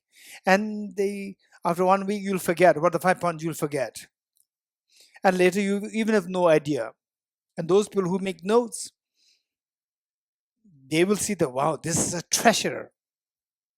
Okay, to be very honest, when I was spending like 5-10 years on this, I did not know these points. These points developed way later in my thought. So this is what I'm sharing with you. Okay. So how do I know emptiness equals dependent origination? So for this, we have to understand 5 points. First, emptiness. Emptiness. Number 2, emptiness is a short form of emptiness of independent existence. Emptiness is a short form of emptiness of independent existence. Okay. If I ask you, what is who? What is who? Okay. What is who? And you may be surprised. Oh, his English is not bad, but then he doesn't know who. Right? He doesn't know who. So how come that he doesn't know who? And who are you? This is not what I'm asking. Who is what? It's a short form of World Health Organization. In fact, recently when I was in Arunachal in the northeast of India, and along the roadside, there are all these labels. What is that? Some kind of captions written everywhere, which says bro, BRO. I was so confused. Why brother? Why? It's not just once. Once is okay, but it's officially written. I was concerned. Why? Why is so concerned about the brother, not sister? So later on, I came to learn that it's not brother. It's a short form of Border Road Organization. Bro, you're getting it? So I was, why not sister? Why not sister? Only brother only. Why? So later on, I came to know that it is not about brother or sister. It's a short form of Broad Road. Border Road is a Border Road Organization. It's a short form of that. Likewise, when they say, I ask, what is who? I'm not asking who's who. I'm asking, what is the short form of, what is the full form of WHO, World Health Organization. Likewise, when we say emptiness, Emptiness should not be seen as nothingness. It should be seen as a short form of emptiness of independent existence. Number 2. Number 3. Emptiness of independent existence means nothing exists independently. Let me repeat it. Emptiness of independent existence means nothing exists independently. Number 3. Number 4. Nothing exists independently means everything exists by dependence. Very good. Nothing exists independently means everything exists by dependence. Number 4. Everything exists by dependence means everything is dependently originated. Okay, with these 5 points, we come to deduce that emptiness equals dependent origination. The next, second premise, dependent origination equals middle way. How? Again, we have to know how these two are equal. You can ask me how. How can we convince? How can we be convinced that dependent origination means the middle way? Okay, to know this, we need to know 2 things. First, dependent origination, it has 2 sides, dependence and origination. Let me repeat it. We're trying to establish dependent origination to mean not middle way. So dependent origination has 2 sides, dependence and origination. First, when we say dependence, is the opposite of independence. When you say dependence, you are rejecting independence. And independence and absolute, these two are synonymous. Independence and absolute. For example, let's say, oh, what is said is absolutely correct, or what is said is independently correct. It's independent. You don't have to rely on listen to somebody else. It's so independently, say the correct answer coming independently from that person. Independent, absolute. So when you say the first dependent, it rejects independence, thereby rejecting absolutism. So by dependence, it rejects the extreme of absolutism. Next, origination. When we say origination means something comes into origination. Something comes into existence. What is the opposite of existence? Non-existence or nihilism. So when you say origination, it rejects the extreme of nihilism. Now, bringing the two together. First, dependence, it rejects the extreme of absolutism. Origination, it rejects the extreme of nihilism. Bringing the two together, the two extremes are rejected. Rejecting the two extremes is following the middle way. So this is how we deduce dependent origination to mean the middle way. From these two, once we establish these two premises well, then our job is to say that therefore emptiness means the middle way, is not nihilism. Okay, this is something that we need to know. The next is this dependent origination, and it says that to understand emptiness, you have to understand dependent origination. If you don't understand the dependent origination while trying to understand emptiness, whatever understanding you have emptiness, in the absence of understanding dependent origination, it can easily fall into nihilism. So therefore, to make sure that you understand emptiness does not fall into nihilism, it must be accompanied by the understanding of dependent origination. These two must be seen as two sides of the same coin. Emptiness and dependent origination must be seen as two sides of the same coin. Now the next question. What's the benefit of this understanding? Okay, this is very important. We see that our emotions, finally, is to manage our emotions. Finally, it is to remove our fears, to expand your happiness. And the fears are the result of non-virtues. And the happiness is the result of the virtues. So the Buddha taught, commit no evils. In other words, commit no non-virtues. Accumulate as great wealth virtues as possible. Why? Why commit no evils? Why commit no non-virtues? Because you don't want suffering, and the suffering is the result of the non-virtues. Accumulate as great wealth of virtues as possible. Why should I accumulate virtues? Because I want happiness, maximum happiness, and happiness is the result of the virtues. Okay, good. How should you do that? Tame your mind. How to tame the mind? Understand the emptiness and dependent origination as the two sides of the same coin. Two sides of the same coin. This will guarantee that your negativities, the commit no evils. Evil will be removed. Accumulate as great wealth of virtue as possible. Virtue will be increased. How? How does it work? Same, emptiness, dependent origin, two sides. So first, let's say emptiness. Okay, how many of you have used T-strainers in your life? Raise hands. Many young people, they have no idea what is T-strainer. They only go for the, what is that, Starbucks, where they have not seen T-strainers. Okay, how many of you know T-strainers? Raise your hand. Even if you have not used T-strainers, but how many of you know T-strainers? Raise hands. Okay, this is the wrong question. The right question would be, how many of you don't know T-strainers? Raise hands. This was the right question. How many don't know T-strainers? Huh? How many don't know what is T-strainer? Raise hands. Okay, Srinduba, you don't know. You don't know T-strainer. Oh, look, this is my, correct guess. Young people, they do not know. Tidinla, you know, you use it. I know. I'm very confident in you. You use. Yes. Okay. Tinshugila, yes. You know this. Okay, let us listen to Tinshugila. What is T-strainer? Okay, all the parts offline, online. Hello. Okay, let us listen to Tinshugila. Tea strainers are used to strain tea leaves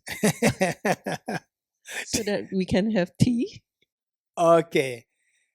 Okay, thank you. How many? Okay, online, did you hear what Tinshugila said? You heard. Very good. Thank you. So, tree strainers, what Tinshugila is saying is that tree strainers are used. Okay. How many agree with me that tea strainers are used to stop the non-drinkable tea leaves and let freely flow the drinkable tea? How many agree with me? Raise hands. Okay, let me put it once more. Tea strainer is used to stop, to block the non-drinkable tea leaf residual tea leaves, and let freely flow the drinkable tea. How many agree with me? Raise hands. Offline, online. We all agree. Okay, Srintubala, if you don't know what tea strainer is, now you get some idea. Okay, so likewise, look at this. Wisdom of emptiness and dependent origination. These two are the two sides of the same coin. We serve as the tea strainer. What it does, seeing emptiness side, it stops all the negative emotions. Evils will be stopped. Negative emotions will stop. Therefore, your miseries will stop. Now, seeing the emptiness at the other side is the dependent origination.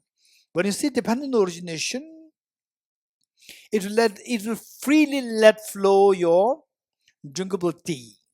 It will freely let your virtues flow by understanding dependent origination. Say, by dependence on harming others, I get the maximum miseries.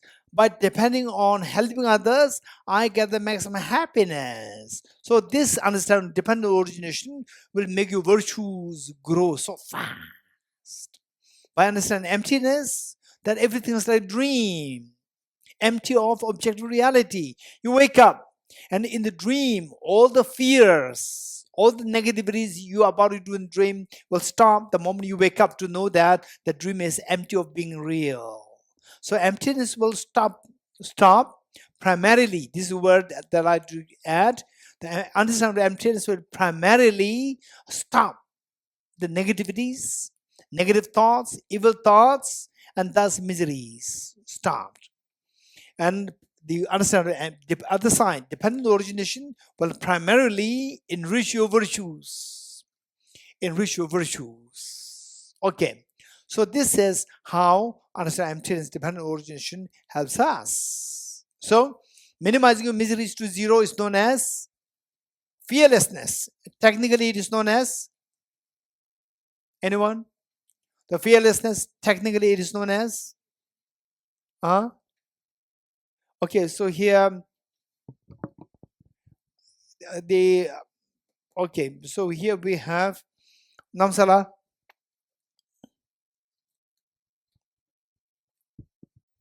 Online people like to see you. Gishla Nirvana. Okay, Namsala is saying Nirvana. How many agree with Namsala resents? By the way, she's expert.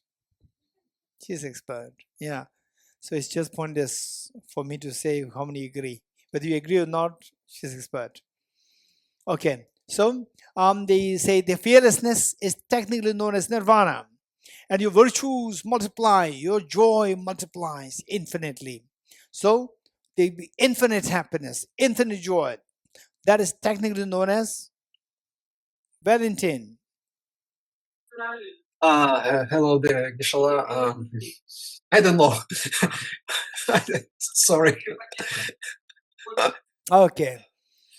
Okay. There's a Sonal. No problem. Sonal. The infinite happiness is technically known as Buddhahood. Okay, how many agree with Sonal with hands? Yes, we all agree. Thank you. So look, understanding emptiness and dependent origin, this has the benefit of us achieving your ultimate goal of fearlessness and infinite happiness, where you share this wisdom with all the sentient beings with universal compassion. On this higher level of realization, we see that infinite happiness for yourself and infinite compassion. This is amazing. These two are synonymous on that level. Let me repeat it. Infinite happiness for yourself. Compassion means for others. Happiness for yourself. Infinite happiness for yourself and infinite compassion for others. These two are synonymous. And how? Don't just say that these two are synonymous. How? You should be able to explain this. This is very important. Find that whatever we learn, we must gain conviction. This is so important. So important. Okay. So with this in mind, the emptiness part, of course, I'm not going to go too much into detail because we have only one more session and I have many questions here. Now let me quickly go through some of these questions. 27. Okay. Good day. In one of your answers to a question, you said that without leaving the mundane, without going into solitude, etc., it will not be possible to achieve true peace of mind, etc. My question, how exactly do you see a realistic transition from mundane life to the life you spoke about in modern realities? Thank you. Okay. Ideally speaking, it is not necessary to live your mundane life. If you're competent, it says that even in the mundane life, there is nirvana. There is enlightenment, even in mundane life. You're getting it? But don't be happy to hear this. The reality is that mundane life, we see that it entirely depends on your competency. Some people, I would say in the mundane life, some people like say husband and wife, parents and children, and so forth. The relationship is extremely beautiful. Extremely beautiful. And they support each other rather than stopping each other. So you notice that in the earlier questions, the last time question, we had somebody asking that when I do virtue, my partner doesn't like this. When I engage in Dharma practice, my partner doesn't like this. Yes, these are big obstacles for us. Otherwise, there are cases, even in the mundane world, there are people who support each other in the Dharma practice. It's so precious. And sometimes such people, when you go on your own, you may not be able to manage your life. Forget about dharma. You may not even be able to manage your life. But in a community with your husband, wife, family, and so forth, somebody's there supporting you, and then you get free time to focus on. This is amazing. But for some people, they say you may not be so competent in how you manage your time, manage your situation, and then your time can go waste. So generally speaking, say it is like, let's say that the let's say like studying physics in a place where only music, painting, the arts, no physics studies, playing football, and then the nightclubs, pubs, this environment of all like this. For somebody to really focus on physics would be less likely. Whereas if you go in an institution where it's a department of physics, where you can see the lectures, the professors giving lecture here, there, you can attend lectures, you can go to the lab, and the other students, they are discussing on relativity theory, quantum physics, and so forth. So which of the two, the environment is more conducive for your growth in physics? Naturally, the second one. So this is a very general presentation, and for the different instances, different situations, based on the capability of the individual, then it's not necessary. For example, like say you go in these institutions where everybody's on their own and nobody's taking care of you, so you don't really grow in your physics, and you're not too competent to interact with other people. Whereas at home, your mother's teaching physics. Although you're around your home, there are pubs and all these things, nightclubs and so forth, but your mother's there. These exceptions are there. So we are not to mix up two things. One is the general, say mainstream understanding, and the other one is a special cases. We need to separate the two. Okay, so you have to see to your situation, and in other words, in short, whatever situation is there for you to grow, that situation is so precious. You have to value this. Where the situation where the growth is hampered and you degenerate, that is not healthy. That is something we have to stop. Okay, good. In short, what I would suggest is that it says, my question, how exactly do we see a realistic transition from mundane life to the life you spoke about in modern realities? So the where, and then it's not that everybody can go through this transition. Not everybody can go through these transitions. For go through this transition, what is very important is that to make sure that your learning is so good. Make sure that where you are transitioning, you know that place, so don't jump into the dark. Don't jump into the dark. You have to know where you are jumping. Make sure that there's a proper cushion there. If you jump, it's not a chasm. You're getting it? So you have to know that so well. Be very confident. For this, you have to study the Dhamma well. It's for this reason that His Holiness the Dalai Lama emphasizes so much that don't rush to look for root gurus. Don't rush to look for root gurus. Instead, study the Dhamma well. And for example, Tibet House programs here, this is not for guru-student relationship. It's about like a program at the university, programs in college. You learn from the college, the professor, that's good. It's nothing to do with the guru and so forth. So this is something that we need to remember. So don't rush to look for a guru or root guru. Study Dhamma well, and then you know where you're heading towards. Even plunging into looking for a guru, plunging into looking for a root guru, plunging into Dhamma more full-fledged, whatever, or transition, whatever you call it. So there, you should know where you are heading towards. For this, we need to have a good studies, extensive studies, correct information, complete information, and systematic information. Let's not forget it. These three things are required. Correct information, complete information, and systematic information. This is something so uniquely presented by Lama Tsongkhapa. Let's not forget it. So with this in mind, so wherever you are, finally, don't wait for this ideal time where I can transition. Don't wait for this. Do it now. Wherever you are, do it now. What should we be doing? Focus on your studies, number one. Focus on your standard studies. What is standard studies? Number one. Number two, in your own way, say study, contemplation, meditation. For the meditation part, spend minimum like 10 to 20 minutes a day. Don't make it like 2 hours, 3 hours, 4 hours in the beginning.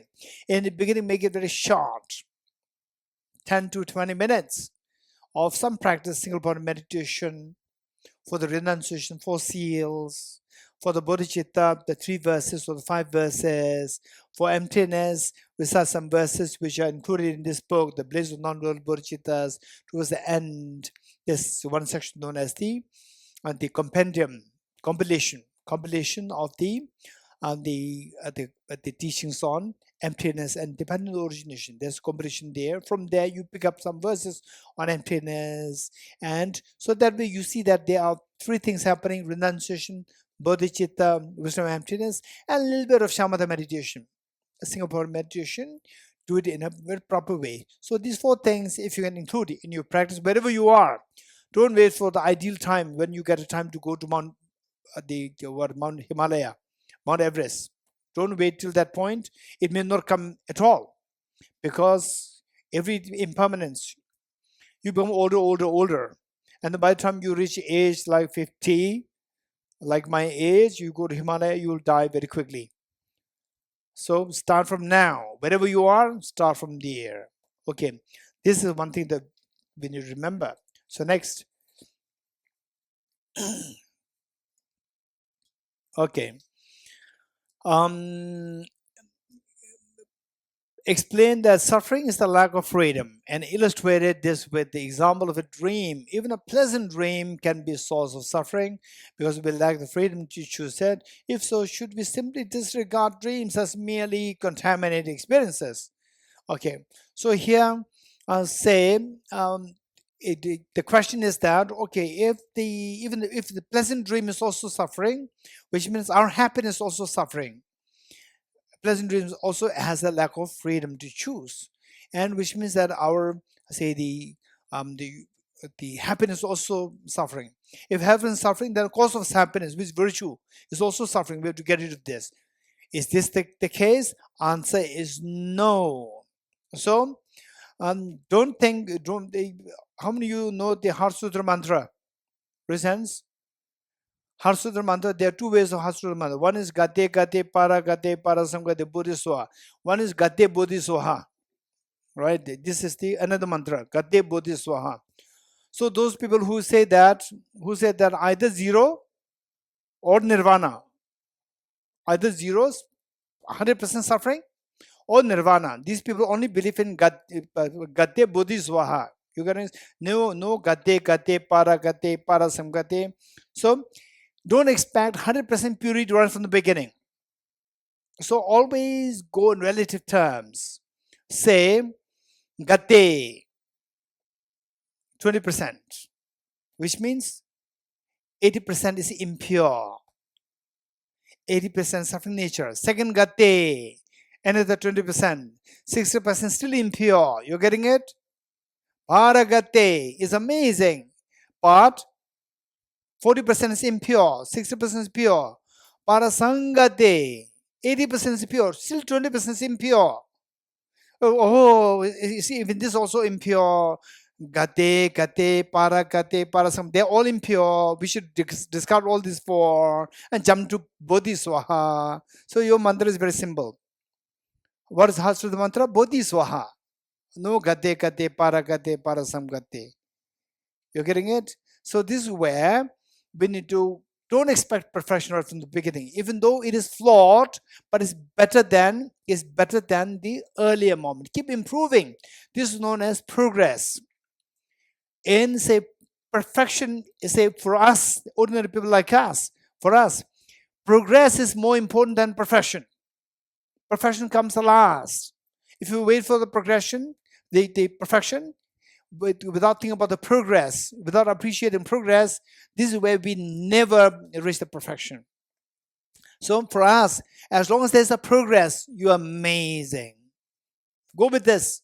Remember the mantra, Gate Gate. Don't think that is Gate Bodhiswaha. Gate Gate Para Samgate Bodhiswaha. It's because of this that the Buddha, the verse which we read every day before the class, is that the one who has transformed into the reliable guide, the Buddha who transformed from the ordinary person, Gate, and gradually transformed, Paragate, Paragate, Parasamgate Bodhi Swaha. So Prince Siddhartha, he transformed gradually. It's not a sudden jump. So therefore, although they say the happiness, the cause of the happiness is virtue, in our case, it's contaminated, loss of freedom is there, but it doesn't mean that this is to be discarded. This is so precious, these to be used as a stepping stones to reach to your desired destination. The next, Anam Study Kova. I would like to ask about the role of intuition. Okay. Role of intuition in Buddhism. In everyday life, we sometimes have a strong inner sense of feeling about something, which we call intuition, or some people call it as deja vu. Intuition's there. Deja vu is more like the memory of the past, and intuition is more like some kind of thoughts, like a solution to what to be done, even though you have no rational reasons. Does Buddhism recognize something like intuition? And if so, how can we distinguish between the genuine valid insight and a deceptive illusion or projection of the ego? I'm especially curious how this relates to meditative experience or decision on the path. Okay, is there something of this concept in Buddhism? So first of all, keep in mind that it's not about Buddhism, it's about the reality. Buddha came not to talk about Buddhism. Buddha came to talk about the reality. So Buddha did not discover the reality. Okay, Buddha did not invent the reality. Buddha discovered the reality, which means that reality what existed, the emptiness concept, this reality which the Buddha discovered. He did not invent it. This reality of emptiness existed way before the Buddha was born. 0.3 million years ago. 0.3 million years. The Homo sapien came into being. The reality of emptiness held true. Before that, 4 billion years ago, our first ancestor, unicellular organism, came into being. They also, the reality of emptiness held true. Before that, 15 billion years ago, the Big Bang, there also emptiness held true. So what I'm saying is that the Buddha discovered the reality. He did not invent the reality. Let's not forget it. So intuition, these things, if this is the reality, Buddha should accept it. Look at His Holiness the Dalai Lama. His Holiness said the cosmology according to the Buddhist texts, some of the Buddhist texts, not all, some of the Buddhist texts which said that the sun and moon, there's a Mount Meru at the middle, and sun and moon just the difference of small difference in size. This says this. His Holiness said this is embarrassment to Buddhism. His Holiness is so courageous to say that no, this is sun and moon. Although we look at it, the two don't seem to have much difference in the size. But the moon is way closer to us, so therefore it looks bigger, and the sun way far away from us, so therefore it looks smaller. Actual size, as said in the Buddhist texts, some of the Buddhist texts, does not hold true. So reject it. This is the kind of the kind of the approach the Buddha adopted. His Holiness so courageously, and he said that this is how we should approach. So with this in mind, intuition is a reality. Intuition, I'll say, it does exist, but keep in mind the intuition, there are two kinds. One which is the efficacious intuition, and one which is erroneous intuition.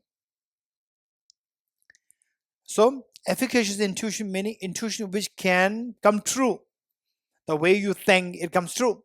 But the majority, 90% of the intuitions, they can be erroneous intuition. So before we rely on the intuition, what we suggest is that rely on your common sense. But it says that common sense is not so common. So therefore, first learn how to rely on your common sense, how to rely on your rationality. Build the power of the rationality. Build the power of reasoning. And I personally, I don't talk about the intuition so forth. I don't reject, I don't accept, I try to follow rationality.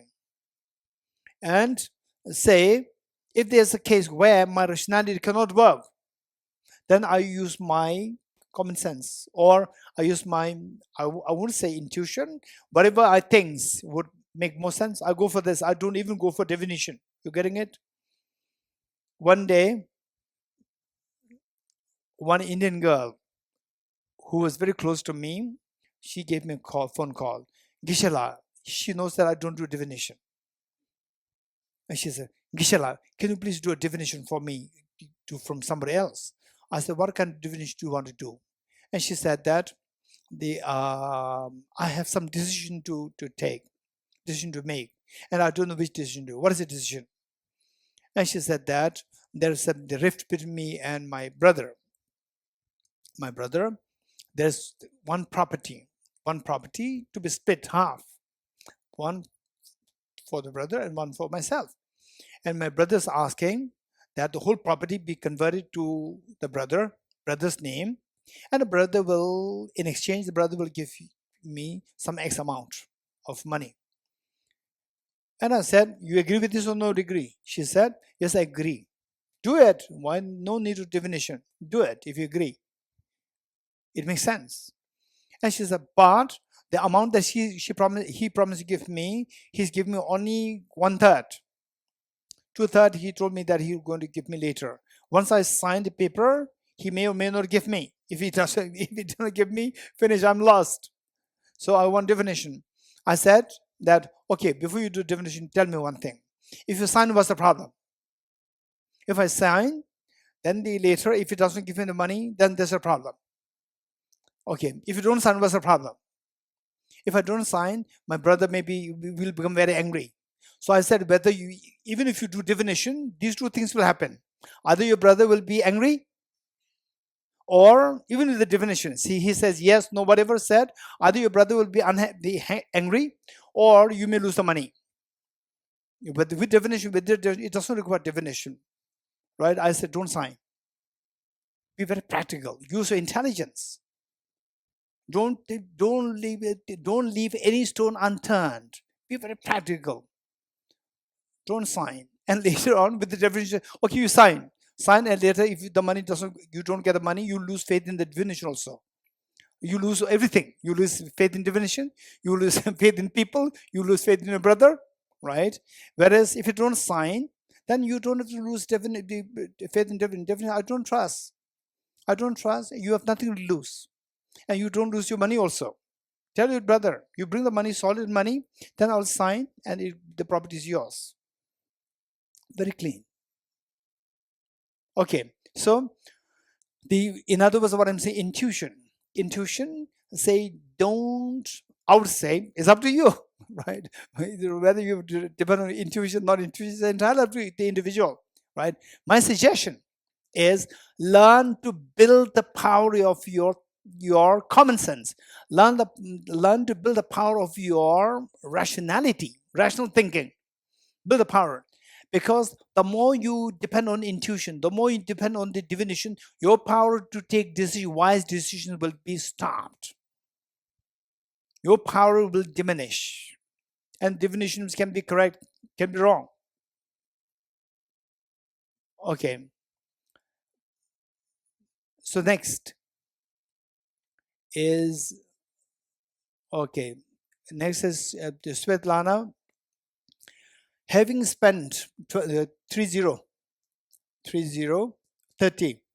having spent a long time among monks and lay practitioners, I saw the same samsaric people.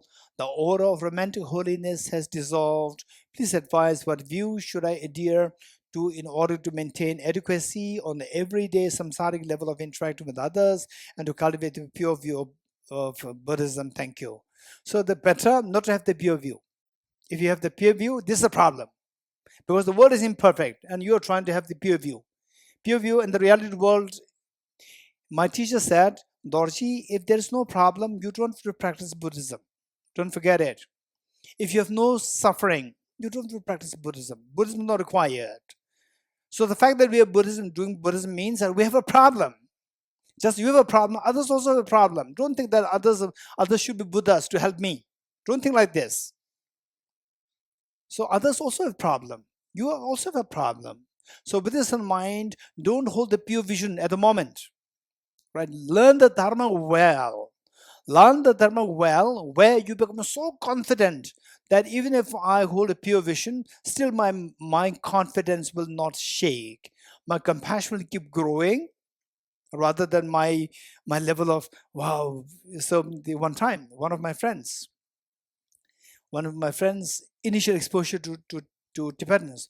Oh, His Holiness is amazing. Oh, these are Tibetans. His Holiness says, the people, they're amazing. They're amazing, amazing. I said, don't say amazing. Tibetans are not amazing. They're also made of blood. They're also made of flesh and bones. They're also made of anger. They also have all these things. Don't say amazing. At the moment, if you say amazing, is fine. But later, don't say it's not amazing. I said this. And then later on, that person met with the Tibetan more closely, and said, oh, this problem, that problem. I said that, okay, now don't come to me. I told you right from the beginning that Tibetans are not amazing. You're getting it. The only amazing with the Tibetan is that they have their confidence in His Holiness, the Dalai Lama. Their devotion to His Holiness. That is unshakable. That's amazing. So with this in mind, they following His Holiness's advice. Have no anger towards even Chinese. That is something amazing.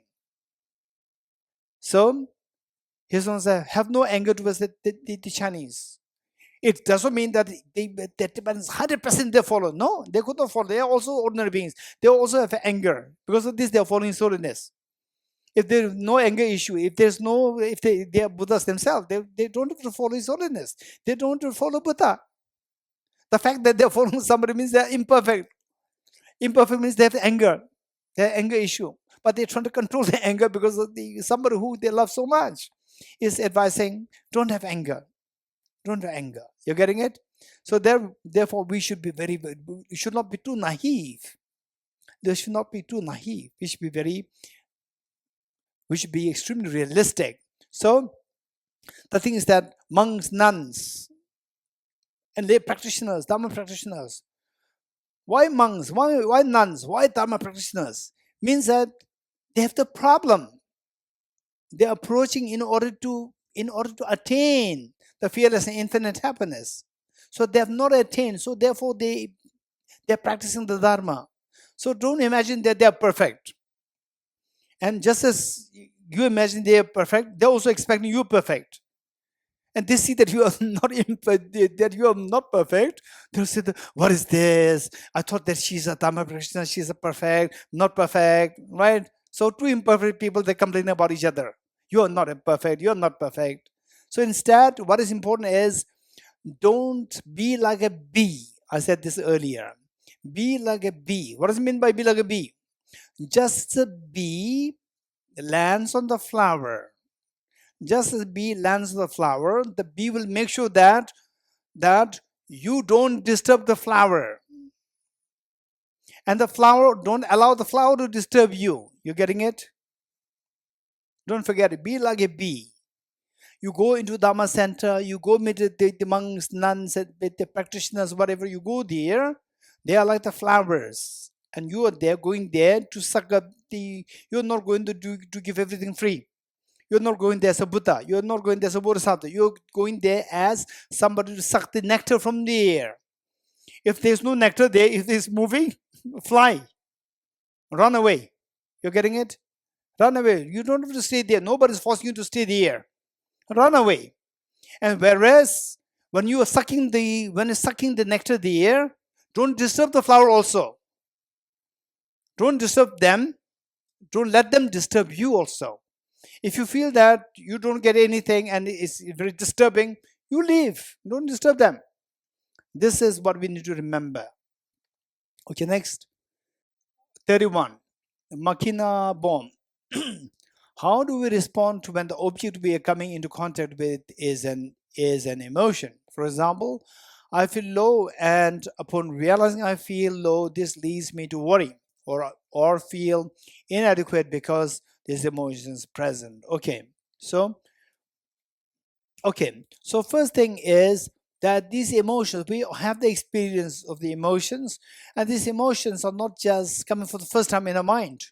So we have some experience. Okay, when the emotion of anger arises, when the emotion of uneasiness comes, when the emotion of the craving comes, when the emotion of laziness comes, we already have these experiences. So Bodhisattva Shantideva, as well as the Bodhisattva Geshe Tome Sambodh, the great Bodhisattva Tome Sambodh, two of them, what they taught us is that since we already have these experiences, so before these emotions they get hold of us, they hijack us.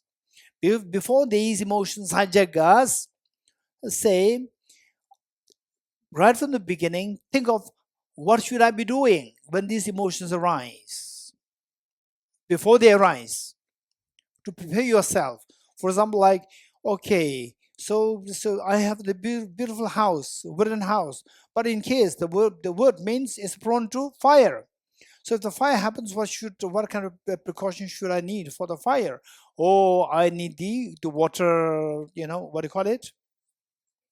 Huh? What is swing? Sprinkler. Okay, well, I need these sprinklers, right? So you don't think that there's a fire there. Oh, now I put the sprinkler. It's too late.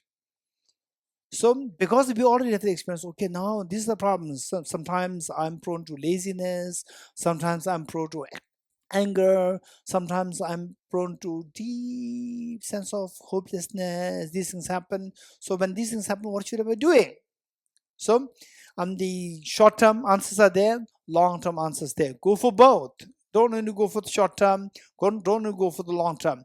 Go for both answers. And that too, we require, and in some cases, it's not just only Buddhists. Even in a very secular, some counselors, they are naturally gifted. They have great intelligence to deal with these emotions. Of course, there are more short-term solutions. In the Buddhist teachings, you will find the long-term solutions there, but the short-terms are also given there by the Bodhisattva Shantideva and also by Geshe Tome Sampo, these teachers. So, and the one thing is that the trigger, we talk about the 5 omnipresent mental factors. The trigger of these, say, the unpleasant feeling, emotions is usually reflected in the unpleasant feeling, on the level of the feelings, unpleasant feeling. And then when you see that the unpleasant feelings deep, and then the mind will resist, and then you cannot resist, you cannot remove the unpleasant feeling, so it's deeply ingrained. Then you feel hopelessness, you feel deep sense of loss, meaninglessness. These things can happen. So under such situation, just see how to change the discrimination. And oftentimes, if you don't have the capacity to change it, sometimes one way of thinking, a small way of changing your thinking, can instantly blast this unpleasant feeling. And pleasant feeling will be aroused instantly. For example, it happened to me when I was in class 11, which means I was maybe 17 or 18 years old. There, say, my childhood friends, meaning when I was like age 11, 12, 13, 14, 3 of us, we were three boys who were extremely close friends. And by the time we reached age 16, 15, 16, my two friends, they started to go on their own and isolating me. And I started to feel so lonely. Okay, now what happens? My two friends, they started to isolate me. And I started to feel so painful, lonely. And it was like, Whole day I have to go like this because I know that this is reality. I cannot change the reality. I cannot push them. Please include me again. No, I cannot say that. But the pain is deep and lasting for days, weeks, months.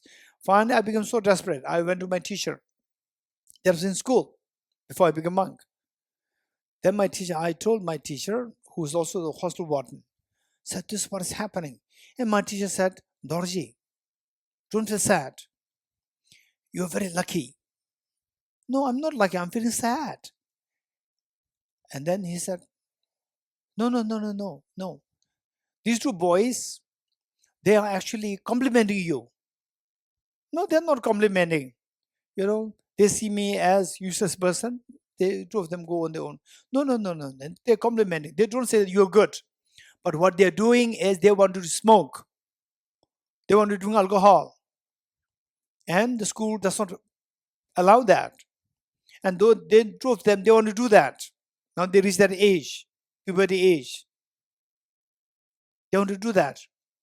And they know that if you're involved, you will stop them from doing this.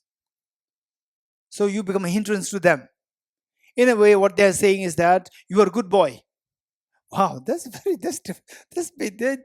is the case, then it's a big compliment. I'm so glad I'm not dragged into alcohol. I'm not dragged into smoking. I'm so glad, right? From the next day, I felt so light. Instant after hearing this, I became so light. The feeling of loneliness disappeared right away into thin air. So likewise, there are some cognitive the discrimination. Change the discrimination, instantly the emotions, sad emotions can be disappeared. Sometimes it's not that easy. In some cases like this, it varies. So try as much as possible to remove the trigger of the unpleasant feelings. And alongside, look for, read different sources, meet with people, and ask them these questions, and you can get these ideas. Okay, we'll stop here for today. Thank you, Venerable Geshe Dorje Damdula, for these precious teachings.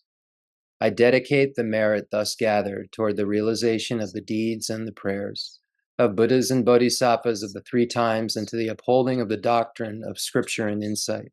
May I, in all lives, through the force of this merit, never separate from the four wheels of Mahayana vehicle and accomplish all the stages of the path: renunciation, bodhicitta, perfect view, and the two stages.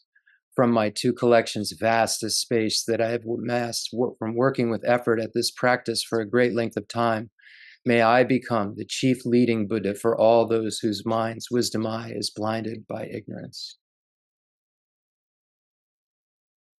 Te ata ho gate gate Bharagate Bharasamgate Bodhisvadyata Om Gate Gate Bharagate Bharasamgate Bodhisvadyata Om Gate Gate Bharagate Bharasamgate Bodhisvaha.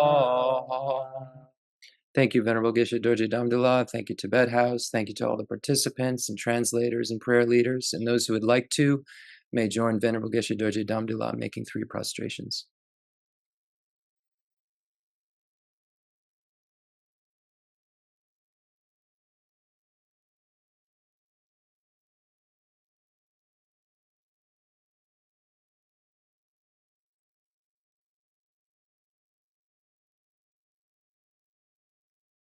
Thank you, Geshe-la. Thank you, Tibet House. Thank you, everyone.